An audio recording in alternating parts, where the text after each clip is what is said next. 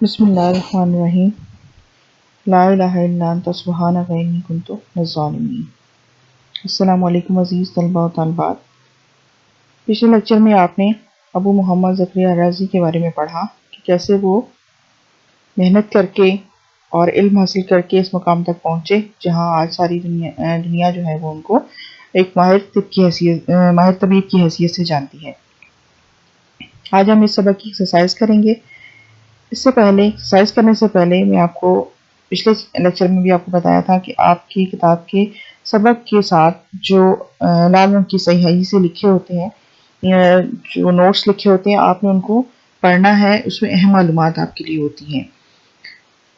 اب اس کا جو ابو محمد زکریا الرازی کا پہلا جو صفحہ ہے جہاں سے یہ سبق شروع ہو رہا ہے، اس میں آپ دیکھیں گے حضرت امام جعفر صادق علم کیمیا کے بانی کی حیثیت سے مشہور ہوئے۔ مسلمانوں میں کیمسٹری کا آغاز بنو امیہ کے عہد میں ہوا۔ 19 شہزادے خالد بن یزید المتوفی یعنی کہ جب وہ فوت 7 میں انہیں اپنی زندگی اس فن کے لیے وقف کر دی۔ دوسری صدی ہجری میں جابر بن حیان پیدا ہوئے جنہیں کیمسٹری کا بابا آدم کہا جاتا ہے، یعنی کہ بانی کہا جاتا ہے جابر بن حیان کو۔ اور اس کے بعد آپ دوسرے صفحے پر آئیں تو اس میں آپ کو جابر بن حیان کے کچھ اور جو ایجادات ہیں ان کے بارے میں پتہ چلے گا کہ جابر بن حیان نے ایک ایسا کاغذ ایجاد کیا جسے آگ نہیں جلا سکتی تھی۔ لوہے کے زنگ سے ایسی روشنائی تیار کی جسے شاہی فرامین رات کی تاریکی میں پڑھے جا سکتے تھے۔ اب اس زمانے کے حساب سے انہوں نے اپنی ایجادات کی کہ جب کاغذ کو محفوظ نہیں کیا جا سکتا تھا کسی طریقے سے اور سیاہی جو ہے وہ خراب ہو جاتی تھی تو انہوں نے اس کے مطابق ایجادات کی۔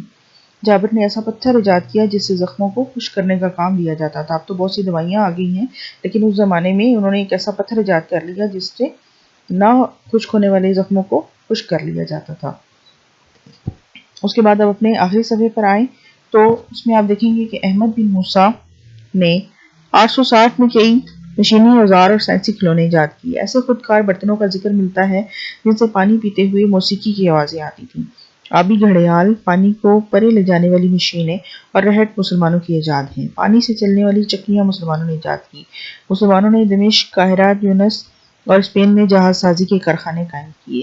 مسلمانوں نے بہت سی اہم ایجادات کی اور اب جو ہے وہ انگریز انہی ایجادات کو بیس بنا کر مزید جو ہے وہ ترقی حاصل کر رہے ہیں۔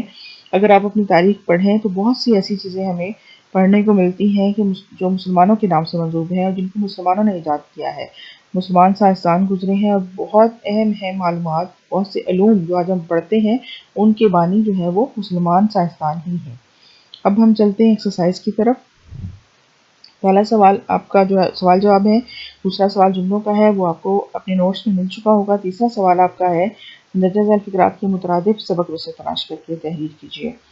اب مترادف سے مراد ہم معنی الفاظ ہوتے ہیں، یعنی کہ انہی کے مطلب والے۔ اب یہاں پہ انہوں نے آپ کو آسان الفاظ نسبتاً آسان جملے دیے ہیں جن کے جو مشکل جملے سبق میں دیے گئے ہیں وہ آپ نے تلاش کر کے لکھنے ہیں۔ کئی دوائیاں بیچنے والے، کئی دوا فروش، علاج کرنے کے بدلے علاج کے عوض، جلد ہی تندرست ہو گیا، جلد ہی شفا یاب ہو گیا، سفر لمبا تھا، سفر طویل تھا، ابتدا میں تو شروع میں تو، مستقبل کی کنجی تھا، مستقبل کی کلید تھا، صحت یاب ہو کر واپس جاتے، شفا یاب ہو کر واپس جاتے۔ چوتھا سوال آپ کا واحد کے جمع اور جمع کے واحد ہے، جس میں کچھ الفاظ واحد دیے گئے ہیں، کچھ الفاظ جو ہے وہ جمع دیے گئے ہیں۔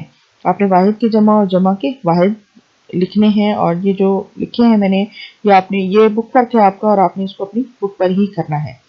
فکر کا ہے افکار، واقعہ، واقعات، طبیب، اطباء، تکلیف، تکالیف، مرض، امراض، مقالہ، مقالات۔ اس کے بعد آپ کے متضاد ہیں۔ ضیاء کا متضاد ہے کارآمد، کٹھن کا سہل، صادق، کاذب۔ صادق کا مطلب ہوتا ہے سچا، کاذب کہتے ہیں جھوٹے کو۔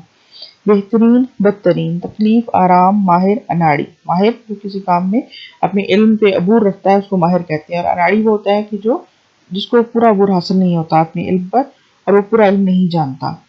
سوال نمبر 6 ہے، کیا آپ بتا سکتے ہیں کہ مندرجہ ذیل مسلمان سائنسدانوں کی وجہ شہرت کیا ہے؟ اب یہ سب مسلمان سائنسدانوں کے نام یہاں پہ لکھے گئے ہیں اور یہ کس وجہ سے مشہور ہیں؟ ابو علی سینا جو ہے وہ ماہر طبیعیات کے طور پر جانے جاتے ہیں۔ طبیعیات کہتے ہیں جو اب آج کے دور میں آپ فزکس پڑھتے ہیں، اس کو اردو میں طبیعیات کہتے ہیں۔ تو ابو علی سینا اس کے بانی تصور کیے جاتے ہیں اور مانے جاتے ہیں، انہوں نے اس علم کو بتایا، اس علم میں کیا پڑھا جائے اور کس بارے میں یہ علم ہے، یہ سب ابو علی سینا نے بتایا۔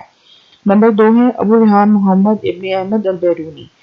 ان کے پاس بہت زیادہ اور مختلف طرح کے علوم میں یہ مہارت حاصل رکھتے تھے. جغرافیہ دان، ریاضی دان، مورخ، جامع العلوم. جغرافیہ دان، جغرافیہ سمجھنے والا جس کو جو آپ اپنے مطالعہ پاکستان میں زمین کے متعلق پڑھتے ہیں، جو ہماری زمین کہاں سے اونچی ہے کہاں سے نیچی ہے، اس کا علم رکھنے والے شخص کو جغرافیہ دان کہتے ہیں. ریاضی دان بھی تھے، ریاضی کے بارے میں بھی ان کو بہت زیادہ معلومات تھی. اور مورخ کہتے ہیں تاریخ لکھنے والے کو. انہوں نے ہسٹری میں بالکل دلچسپی تھی اور ہسٹری کے بارے میں بھی انہوں نے بہت بتایا اور لکھا. جامع العلوم کا مطلب ہوتا ہے بہت سے علوم کا منبع، یعنی کہ ان کے پاس بہت زیادہ علوم تھے، بہت زیادہ علم تھا، نالج تھا. اور اس وجہ سے جغرافیہ دان بھی کہنا ہے، ریاضی دان بھی، مورخ بھی، اس کے علاوہ بھی اور بہت سی شعبہ جات میں وہ علم رکھتے تھے.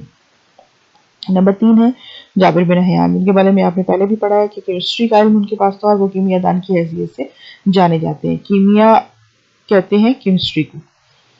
محمد بن موسیٰ خوارزمی، یہ ریاضی دان بھی، ستارہ شناس، جغرافیہ دان. تو ریاضی کا علم بھی ان کے پاس تھا. ستارہ شناس کا مطلب ہوتا ہے ستارے پہچاننے والے، جو علم نجوم رکھتے ہیں، ستاروں کا علم جانتے ہیں. اور جغرافیہ دان، جغرافی کے بارے میں علم رکھنے والے. اس کے علاوہ بھی اور بہت سے مسلمان سائنسدان ہیں جو بہت زیادہ اپنے علوم کی وجہ سے مشہور ہوئے. اب سوال نمبر 7 ہے آپ کا، مندرجہ ذیل قواعد کی روح سے کیا ہے؟ یہ پہلے پچھلے سبق میں بھی یہ سوال آیا تھا. الفاظ کے بارے میں آپ نے بتانا ہے کہ یہ الفاظ گرامر کی روح سے یا قواعد کی روح سے ان الفاظ کو کیا کہتے ہیں. یکا یک پچھلے میں آیا تھا اچانک اور آنن فانن، یہاں پہ آ گیا یکا یک. یہ حرف مفاجات میں آتا ہے. ایران جگہ کا نام ہے، اس لیے ہم اس کو اسم ظرف مکان کہیں گے. یہ اسم نکرہ کی اقسام میں سے ہوتا ہے. اسم ظرف مکان اور اسم ظرف زمان آپ نے اسم نکرہ کی اقسام میں پڑھے ہوں گے. تو جگہ کا نام جو ہوتا ہے وہ چونکہ مکان ہو، کوئی بھی جگہ جو رہنے کی ہوتی ہے اس کو مکان کہتے ہیں. تو ایران چونکہ جگہ کا نام ہے اس لیے وہ اسم ظرف مکان میں آئے گا. کہ حرف بیان ہے جو دو جملوں کو جوڑتا ہے. یہ حرف جار ہے، یہ بھی جملے کے درمیان میں آتا ہے، اس کے بغیر جملہ مکمل نہیں ہوتا. 500 کی تعداد کی بات ہو رہی ہے کسی چیز کی تو اس کو اسم عدد کہیں گے. کی حرف اضافت ہے، یہ بھی جملوں کو جوڑنے کا کام آتا ہے. میں نے آپ کو پچھلے ایکسرسائز میں بتایا تھا کہ کی کا لفظ کی، کا، کے یہ حرف اضافت کے طور پر استعمال ہوتے ہیں.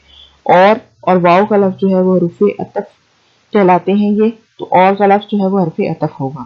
علوم و فنون، اب یہ مرکب ہے دو الفاظ کا. علوم الگ لفظ ہے، فنون علیحدہ لفظ ہے. اس کے درمیان میں واو آیا ہے تو اس دو لفظوں کے مجموعے کو ہم مرکب کہیں گے. اور اس مرکب کا نام کیا ہے؟ مرکب عطفی، کیونکہ اس کے درمیان میں واو ڈلا ہوا ہے، دو لفظوں کو جوڑ رہا ہے تو یہ مرکب عطفی کہلائے گا. یہاں پر آپ کی ایکسرسائز جو ہے وہ مکمل ہوتی ہے. اس کے بعد ہم اگلا چیپٹر آپ کا جو ہے وہ جمہوری دار الرویے والا نیکسٹ لیکچر میں وہ پڑھیں گے.